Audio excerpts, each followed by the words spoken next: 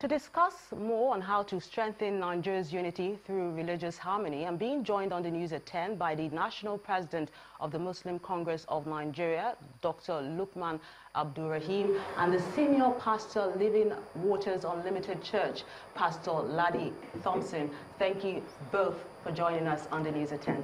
It's a pleasure. I'll say happy Salah to you, Thank you very much. Dr. Abdulrahim. Yeah. Now, let's begin with you, Dr. Abdulrahim. Nigeria is considered a federation with multiple voices, everyone asking for different things. So why do you think this is the case? First and foremost, after independence, we lived peacefully, and we had visionary leaders with tall dreams and aspiration, and they put in the foundation. But unfortunately, along the line, there was problem. So instead of the various ethnic groupings to see themselves as one, the issue of tribalism actually reared its ugly head, and the political class actually also degenerated. Instead of politics of issues, politics of development, people started fighting for their personal pockets. Eventually, the people became hopeless, helpless, angry, and they actually attributed the problem to religion, ethnic groups, and what have you. So in the recent times, various ethnic groups want to go back to their respective region, because those who are supposed to give directions, they have not actually done that. And unfortunately, that is the situation we have found ourselves. Pastor Thompson, you share the same view?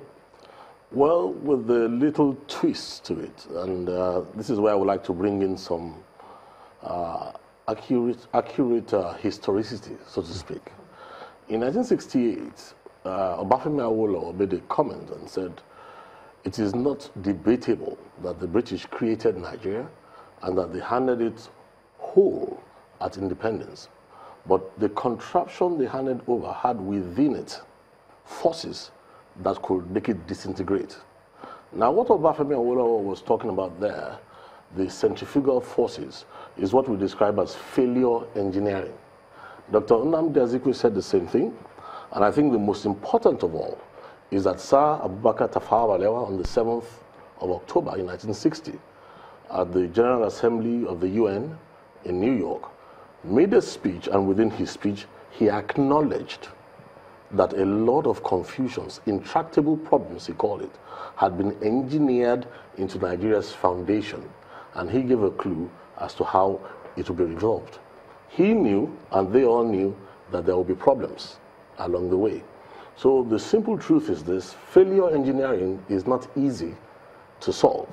So whatever you see going on today all over Nigeria, for the engineers who engineered the nation, whether it's the divide and rule, the religious divides, the tribal divides, believe you me, most of those things are engineered and they can be resolved. Well, is there a threat to these agitations?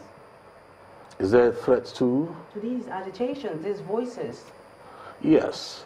All these voices, this is it. When the people reach a point where they don't see a future and they don't see a dynamic vision that can help all of them to live together, what normally happens to the human being, I think they describe it as TMI, transmarginal inhibition, is that when that overwhelming stress comes, people shut down. Now, instead of looking forward to a future, everybody is looking to the past for the future, which doesn't work. Doesn't work at all, does it? But Dr. Abdulrahim, do you think the state of the economy has something to do with this? Are people frustrated? Of course, in the development literature, when people are hopeless and helpless, of course, it leads to agitation. For instance, look at the number of unemployed youth we have in Southeast, Southwest, Northeast, North Central. Unemployment actually led to Boko Haram, and the frustrated youth in the Southeast were easily mobilized for IPOB agenda. So that the intellectuals in the Southeast, they are not actually at the forefront of that particular agitation. But the youths who are unemployed, who have nothing doing, they are the ones who are actually leading that particular agitation. Ditto for Southwest, the Bado in Ikorodu, the kidnappers, and so on and so forth. Those who constitute majority of these particular criminals are the youth. who are unemployed. So I think economy has a lot to do with the current agitation and frustration we are seeing in Nigeria. And what do you think, Pastor Thompson? Yeah.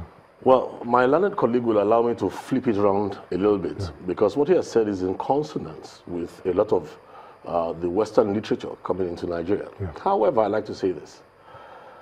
Whatever was engineered into us had it such that in southern Nigeria, long after the colonials have gone, we continue to drink tea, munch biscuits, wear suits, wigs, stockings in tropical heat. Now, everything we're doing is a program, and as long as we do that, there's no way we'll be able to feed ourselves.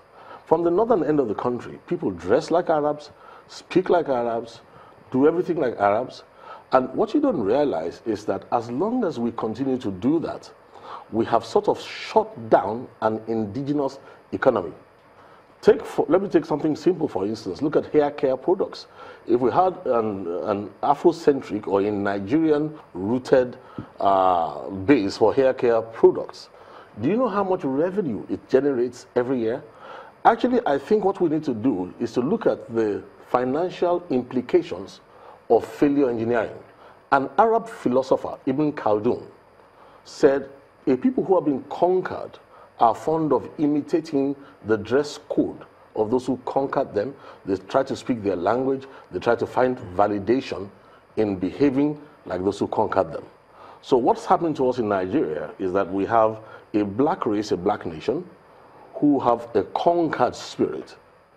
Northern Nigeria, southern Nigeria, and that, of course, has affected the way we do business, the way we do religion, and the way we do practically everything, which has undermined our ability to have an economy that is viable. We can't feed ourselves. All the clothes we wear are mostly imported. The shoes, mostly imported. The cars we drive, mostly imported. The phones we use, mostly imported. Excuse me, where's the economy going to come from? And I guess that's why the federal government is doing so many things so that to make people more attracted to locally made products. But moving forward now, how do we achieve peace and unity in this country across religious divides, political divides? First and foremost, I think religious leaders, especially Muslim and Christians, need to work together, and they should send good signals to the congregants out there. If you look at religious leaders in this part of the country, we seem to be competing over nothing. If you understand the content of the Quran, our business is to save souls, to let people recognize God, and to be able to live peacefully with themselves. It's very clear in Quran chapter 2, verse 256, that there shouldn't be compulsion in matter of faith, and that everybody has rights over his religion. And we shouldn't judge for God. God is the judge. But in this part of the world, we put ourselves in a position of judge. We condemn, and down the pulpit, instead of winning souls, we dish out hate speeches. And our actions and inactions are imitated by the congregants. So they go out there, fight themselves, and cause mayhem in the society. So I think as religious leaders, we must be responsible in whatever we say, whatever we do, and there must be a platform for religious leaders to interact so that we know more about our religions, Christianity and Islam. When the general people, when they see some of these things being done rightly, then they will do the needful. And you, Pastor Thompson, what do you think? Well, I think he's pretty much has said a lot of things that I agree with. But what I will try to add again is the fact that I think if you go and look at the colonial papers, 1956 or so, something called the Mangin Papers, you'll find out that even the religious divide is something that was generated.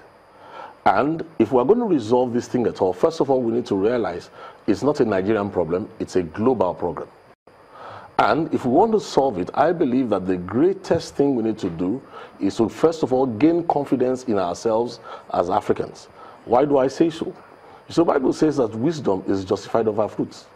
There is an example within Nigeria that can solve global problems when it comes to all these religious divisions. Now, what's the example I'm talking about? We have something in common. The celebration going on today, the three Abrahamic faiths have a lot in common.